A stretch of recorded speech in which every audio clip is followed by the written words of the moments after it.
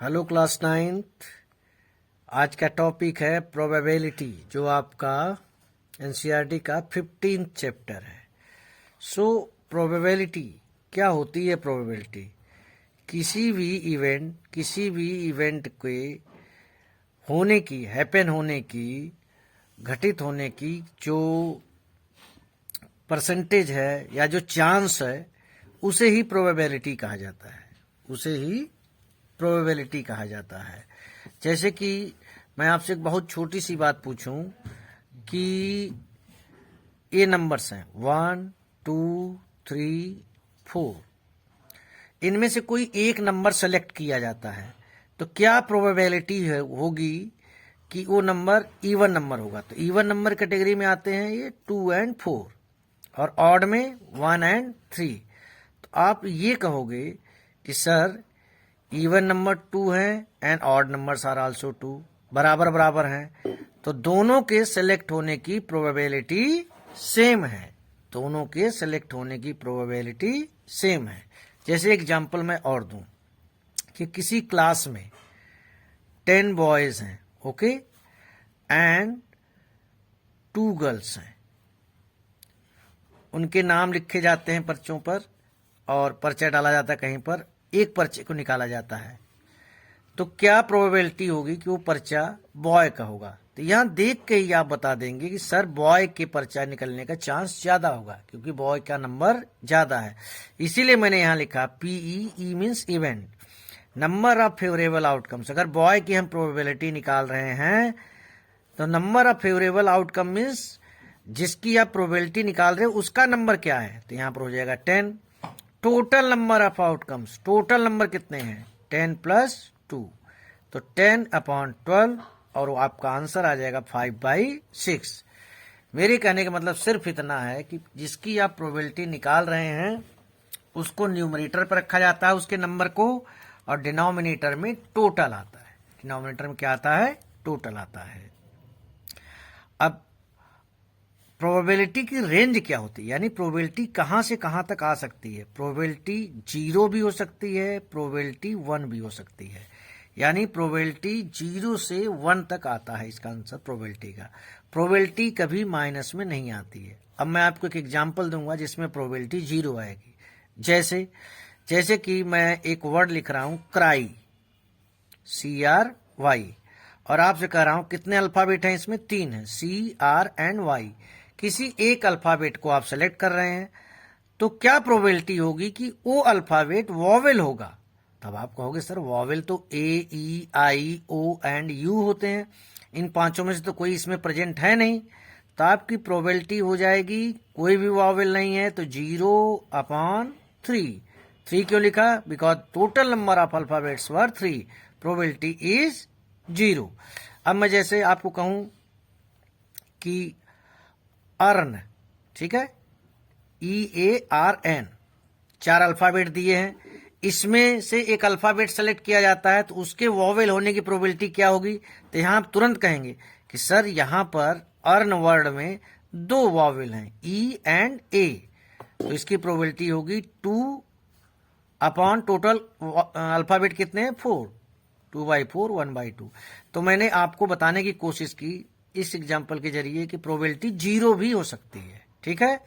अब मैं आपको बताने जा रहा हूं कि प्रोबेबिलिटी आपकी 1 कैसे आती है, किस केस में प्रोबेबिलिटी आपकी 1 आएगी।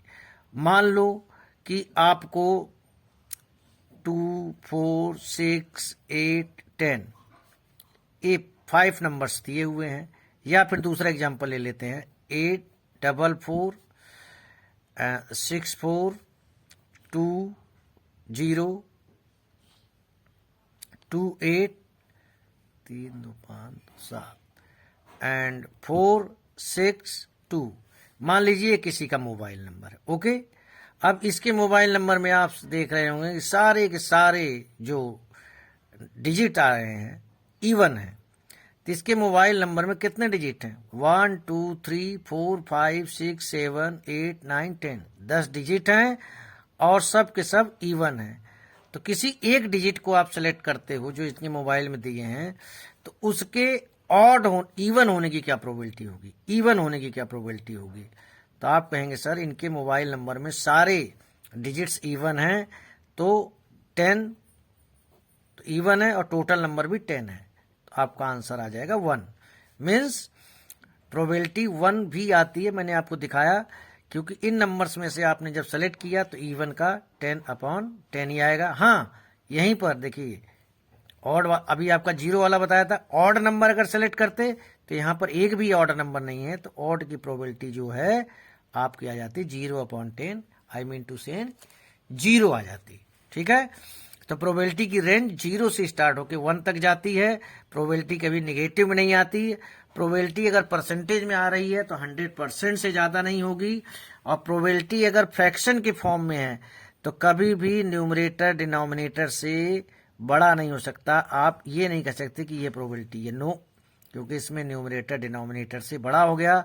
इसकी वैल्यू होती है 1/1/4 या आप कहिए 1.25, तो ये प्रोबेबिलिटी नहीं हो सकती, नेगेटिव प्रोबेबिलिटी नहीं हो सकती। और आपको बता दिया कि परसेंटेज में 100% से ज़्यादा। ऐसा क्यों कह रहा हूँ कि 100% से ज़्यादा नहीं हो सकती, क्योंकि 100% का मतलब क्या होता है, 100 × 1/100 = 1।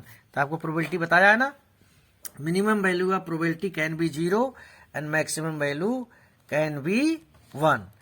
तो प्रोबेबिलिटी एक ऐसा चैप्टर है जो आपके क्लास 9th में भी है और क्लास 10th में है, तो इन बेसिक चीज़ों का आपको नॉलेज होना मस्ट है। अब मैं आपको बता दूं, एक फार्मूला है प्रोबेबिलिटी में कि PE + P0E = 1।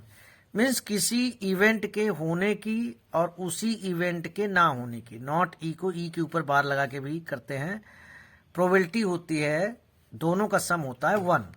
अब क्वेश्चन कैसे पूछा जाता है, इफ प्रोबेबिलिटी ऑफ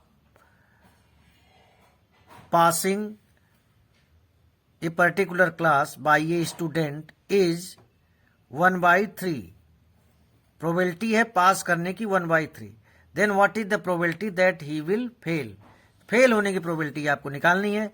यानी कि PE दिया हुआ है और आपको P0E निकालना है, तो आप फार्मूला जानते हो, PE + P0E = क्या होता है, 1। तो P0E क्या हो जाएगा, 1 - PE, तो 1 - PE की वैल्यू 1/3 है, आप माइनस कर लीजिए 3 - 1/3 एंड योर आंसर इज 2/3, आपका आंसर आ गया। PE + P0E पर और भी क्वेश्चन पूछे जाते हैं, क्या, जैसे if PE = x/3 and P0E ऊपर बार लगा दिया है = 1/2 - x/4, find the value of x। तो PE क्या है आपका, x/3, P0E क्या है, 1/2 - x/4, इन दोनों का सम क्या बताया है, 1। PE + P0E = 1। तो x वाले टर्म्स आप एक तरफ रखिए, क्योंकि x की वैल्यू निकालनी है, और LCM ले लीजिए, LCM लेंगे तो 12 आएगा, 4x - 3x = यहाँ सब्ट्रैक्ट करेंगे तो 1/2 आएगा। तो x/12 = आ गया आपका 1/2, क्रॉस मल्टीप्लाई कर लेते हैं तो 2x = 12, x = आ जाएगा आपका 12/2, यानी कि आपका आंसर आ गया 6। एक और क्वेश्चन इसके ऊपर कर लेते हैं, इफ P0E = 0.094, फाइंड PE, यानी कि आपको P0E दिया हुआ है और PE आपसे पूछ रहा है, तो वही फार्मूला आप फिर से लगाएंगे, PE = हो जाएगा 1 - P0E। तो अब देखिए यहाँ आपसे सब्ट्रैक्शन में गलती होती है, डेसिमल का जो सब्ट्रैक्शन दिया होता है 0.094, तो 1 को तो आप 1.000 लिख सकते हैं ऐसे करके, और इसको लिखेंगे 0.094। 10 में से 4 गया 6, एक कैरी लिया था, 9 में से 9 गया 0, और यहाँ कैरी लिया था तो यहाँ 10 था, इसको ट्रांसफर कर दिया तो यहाँ 9, तो यहाँ आपसे ये वाली गलती होती है। सब्ट्रैक्ट जब आप कर रहे हैं तो 0 में से 4 नहीं जाएगा तो कैरी लेंगे। इसके पास भी कुछ नहीं है, इससे मांगेगा। इसके पास भी नहीं है तो 1 से मांगेगा। 1 से इसके पास जाएगा 10 हो जाएगा, 10 इसे 1 दे देगा तो यहाँ तो 9 रह गया, यहाँ 10 हो गया, इसको 1 दे दिया तो यहाँ 9 रह गया और यहाँ 10 आ गया। 10 में से 4 गया 6, 9 में से 9 गया 0 एंड 9 में से 0 गया 9। आप वेरीफाई करना चाहते हैं कि आपका सही आया है कि नहीं, तो आप दोनों को ऐड कर लें, 1 आना चाहिए। 6 4 10 कैरी गया 1, 9 1 10 एंड 9 1 10, 1.000। ये आपका आंसर आ गया। आपकी बुक में कई क्वेश्चंस ऐसे दिए हुए हैं एक्सरसाइज में। इन एक क्रिकेट मैच एक बैट्सवुमन जो है 6 बार मारती है बाउंड्री 30 में, यानी पीई दिया हुआ है, ठीक है ना। पीई आप बड़े इजीली निकाल सकते हैं। Find the probability that she did not hit A boundary. अब पीई आप निकालोगे तो 6/30 आएगा। पी नॉट ई पूछ रहा है तो 1 में से 6/30 मीन्स 1/5 को माइनस कर देंगे। यहाँ पर भी ये क्वेश्चन दें, बहुत इजी क्वेश्चन है। 2 चिल्ड्रेन 475 है, 1 814 है, इस तरीके का क्वेश्चन दिया हुआ है। तो आप प्रोबेबिलिटी निकालने के लिए 2 गर्ल्स की प्रोबेबिलिटी निकालनी है तो 2 गर्ल्स के नंबर कितने हैं, 475 अपॉन टोटल 1500, इसको सिंप्लीफाई कर लेना।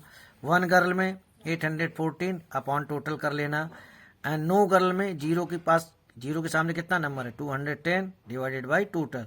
हमारे कहने का मतलब ये है कि प्रोबेबिलिटी में जिसके बारे में क्वेश्चन आपसे पूछा जाए उसको न्यूमरेटर में रखना पड़ता है, डिनोमिनेटर में आप टोटल नंबर्स रखते हैं।